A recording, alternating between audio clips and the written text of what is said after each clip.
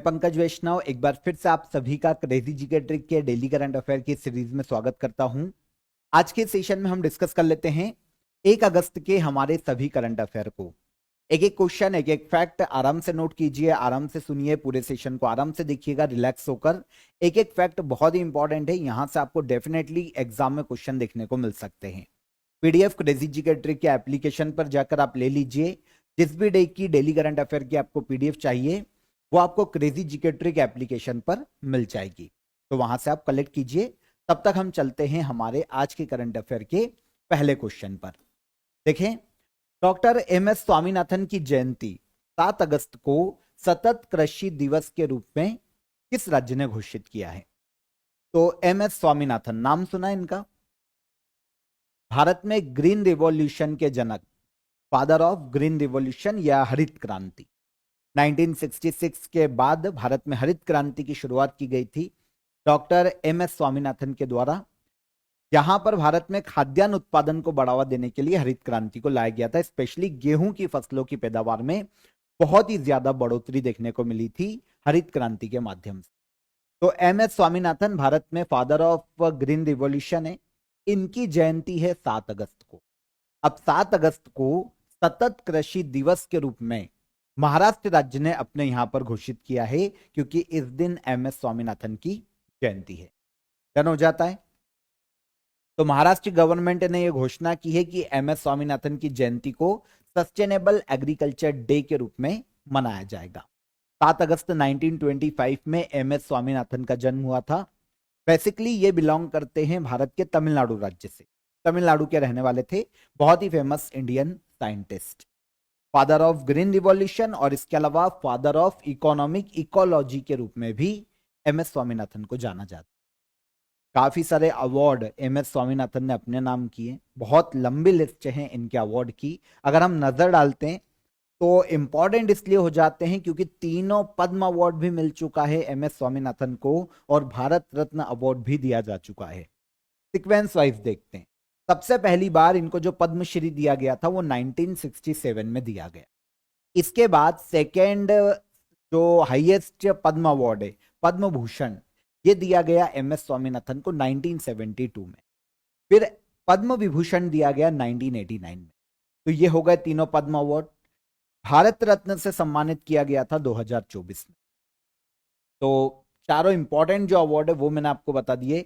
Ramon Magsaysay award जो कि internationally दिया जाता है 1971 में, इनको दिया जा चुका है। और इंडिया से पहला वर्ल्ड फूड प्राइज भी 1987 में एमएस स्वामीनाथन को दिया गया। तो काफी सारे अवार्ड है, याद रखिएगा, पॉज करके पढ़ लेना, पूछा जाता है। अच्छा, तो एमएस स्वामीनाथन के जन्म दिवस के रूप में सस्टेनेबल एग्रीकल्चर डे किसने घोषित किया है? तो यह हो जाता है हमारा महाराष्ट्र राज्य सतत कृषि दिवस के रूप में। यह एमएस स्वामीनाथन की जयंती को मनाएगा 7 अगस्त को। Second question, AI impact summit 2026 का आयोजन किस देश में किया जाएगा? एआई इंपैक्ट समिट 2026 आयोजित की जाने वाली है इंडिया में। होस्ट करेगा इंडिया, मेजबानी करेगा इंडिया। भारत की राजधानी नई दिल्ली में यह समिट आयोजित की जाएगी फरवरी 2026 में। उद्देश्य क्या है समिट का? एआई के सेफ यूज को बढ़ावा देना। अब आप बोलोगे अगर सेफ यूज को बढ़ावा देना है तो इसकी एआई से प्रॉब्लम क्या क्या हो सकती है, हानि क्या क्या हो सकती है? तो कुछ समय पहले आपने देखा होगा मीडिया में डीप फेक काफी चला था, है ना? जो इंडियन एक्ट्रेसेस है उनको लेकर डीप फेक काफी सुर्खियों में रहा था। तो ऐसी काफी सारी छेड़छाड़ है जो एआई के माध्यम से की जा सकती। किसी भी देश की इंटरनल सिक्योरिटी एआई से डैमेज की जा सकती है ना? काफी सारे जो डॉक्यूमेंट्स है जो इंपॉर्टेंट है, किसी भी व्यक्ति की निजी जानकारियां एआई के माध्यम से कोई मिसयूज कर सकता है। तो इस तरीके से काफी सारे मिसयूज देखने को मिलते हैं एआई के। आर्टिफिशियल इंटेलिजेंस से हर चीज के अगर प्रॉफिट होते हैं तो बहुत सारे लॉसेस भी हैं। तो उसी तरीके से एआई भी एक ऐसा टूल है जो कि काफी जगह पर बहुत मददगार भी है, लेकिन इससे काफी सारे साइड इफेक्ट भी देखने को मिलते हैं हमें समाज में, सोसाइटी में।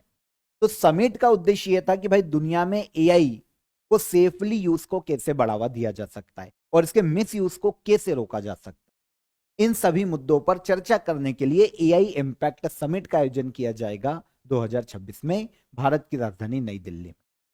आपको पता है एक्चुअल में ये जो समिट आयोजित की जाएगी ना, ये एआई पर इंटरनेशनल समिट्स सीरीज की चौथी समिट है। इसके पहले 3 समिट आयोजित की जा चुकी है एआई के सेफ यूज को लेकर। तो इंटरनेशनल समिट्स की एक सीरीज का ये चौथी समिट है जो कि इंडिया में आयोजित की जाएगी। और चौथी समिट है तो 3 समिट कब कब कहां कहां आयोजित की गई? तो 3 समिट में पहली एआई सेफ्टी समिट थी जिसका आयोजन किया गया था यूनाइटेड किंगडम में 2023 में। फिर एआई सियोल समिट थी जो कि साउथ कोरिया के सियोल में आयोजित की गई थी 2024 में। और फिर एआई एक्शन समिट का इस साल आयोजन किया गया था फ्रांस की राजधानी पेरिस में। फ्रांस के प्रेसिडेंट इमैनुअल मैक्रोन के साथ भारत के जो पीएम हैं नरेंद्र मोदी, इन्होंने होस्ट किया था, दोनों ने मिलकर इस समिट को, जो कि फ्रांस में आयोजित की गई थी एआई एक्शन समिट फ्रांस के पेरिस में। ठीक है, यह हुई थी 10 से 11 फरवरी 2025। तो ये तीसरी समिट थी एआई एक्शन समिट जो इंडिया में आयोजित की जाएगी इसी सीरीज की चौथी समिट एआई इंपैक्ट समिट के नाम से 2026 में भारत की राजधानी नई दिल्ली। किस देश ने 16 वर्ष से कम उम्र के बच्चों के लिए यूट्यूब को प्रतिबंधित करने का निर्णय लिया?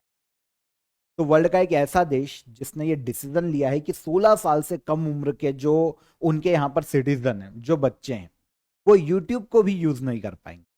देखिए, यहां पर यूट्यूब पर अकाउंट बनाना या यूट्यूब को क्रिएटिव लिबर्टी के लिए यूज करना वो एक अलग चीज है। और यहां पर तो देखने पर भी बाउंडेशन लगाया गया है कि भाई वो बिना अपने पेरेंट्स की परमिशन के, बिना अपने पेरेंट्स के गाइडेंस के बिना यूट्यूब को देख भी नहीं सकते। तो ये प्रतिबंध लगाया है ऑस्ट्रेलिया ने कि 16 साल से कम उम्र के बच्चे यूट्यूब पर किसी भी प्रकार का ना तो अकाउंट क्रिएट कर सकते हैं, ना ही कंटेंट बना सकते। तो यूट्यूब को पूरी तरीके से प्रतिबंधित किया है। यह देश हो जाता है ऑस्ट्रेलिया। वैसे ऑस्ट्रेलिया समय समय पर इसे डिसीजन लेता रहता है, आपको हमने पहले भी डिस्कस किया था। कुछ समय पहले ऑस्ट्रेलिया ने Facebook, Instagram, Snapchat, TikTok, x, है ना, जो कि ट्विटर का नया फॉर्म है, इन सबको भी अपने यहां पर बैन किया। मतलब एक क्राइटेरिया, एक एज का क्राइटेरिया डिसाइड कर दिया गया है कि इसके नीचे के बच्चे यूज नहीं कर सकते। अब इसी क्रम में ऑस्ट्रेलिया ने जोड़ दिया है यूट्यूब को कि अब यूट्यूब भी 16 वर्ष से कम उम्र के बच्चे एक्सेस नहीं कर पाएंगे, ना तो अकाउंट बना पाएंगे। इसका कारण भी है, यूट्यूब पे जो एक एडल्ट कंटेंट होता है उसकी पहुंच तक बच्चों को रोकना। इसके अलावा काफी वायलेंट कंटेंट यूट्यूब पर हमको देखने को मिलता है। हालांकि गाइडलाइंस होती है, लेकिन जितना भी देखने को मिलता है उस तक भी जो 16 साल से कम उम्र के बच्चे हैं उनकी पहुंच को रोकना। यह उद्देश्य है यूट्यूब को 16 साल तक के कम उम्र के बच्चों के लिए बैन किया जाना। इन शॉर्ट हार्मफुल जो हार्मफुल कंटेंट है उनसे बच्चों को बचाना। ठीक है, ये सभी एप्स जो हैं 10 दिसंबर से लागू कर दिए जाएंगे। यूट्यूब भी 10 दिसंबर से बैन हो जाएगा। ऑस्ट्रेलिया एक देश है जो कि दक्षिणी गोलार्ध में देखने को मिलता है ना। कैनबरा इसकी कैपिटल है और एंटोनी एल्बनीस वर्तमान में इसके पीएम के पद पर हैं। आगे चलते हैं। टाइफून कोमे ने किस देश को प्रभावित किया? टाइफून का नाम है कोमे। इसने प्रभावित किया है, ये टाइफून देखने को मिला है हमें पैसिफिक ओशन में, जो वेस्टर्न पैसिफिक ओशन है वहां पर इस टाइफून का हमने अभी रिकॉर्ड किया है, टाइफून देखने को मिला है। और इसने प्रभावित किया है चाइना को। किसको? चाइना को।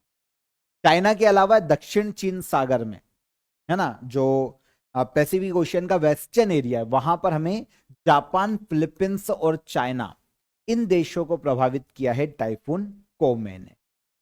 वेस्ट पैसिफिक ओशन में ये टाइफून आया था। देखिए, साइक्लोन या टाइफून की अगर हम बात करते हैं, नॉर्मली साइक्लोन जिसे हम चक्रवात भी बोल देते हैं इन शॉर्ट में, एक एटमॉस्फेरिक एक्टिविटी है। ये वो कंडीशन है जब क्या होता है कि समुद्र के किसी एरिया में लो प्रेशर का एरिया क्रिएट होता है। तो लो प्रेशर के एरिया में जो हाई प्रेशर एरिया से हवाएं चलती है वो उस लो प्रेशर एरिया को भरने के लिए आगे बढ़ती है और ये राउंड राउंड घूमने लगती है।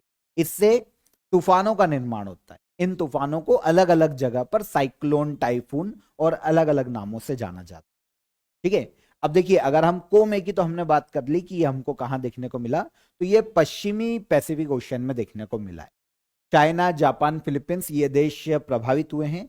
चाइना में काफी लैंडफॉल भी हमको देखने को मिला है इस टाइफून के कारण रिसेंटली।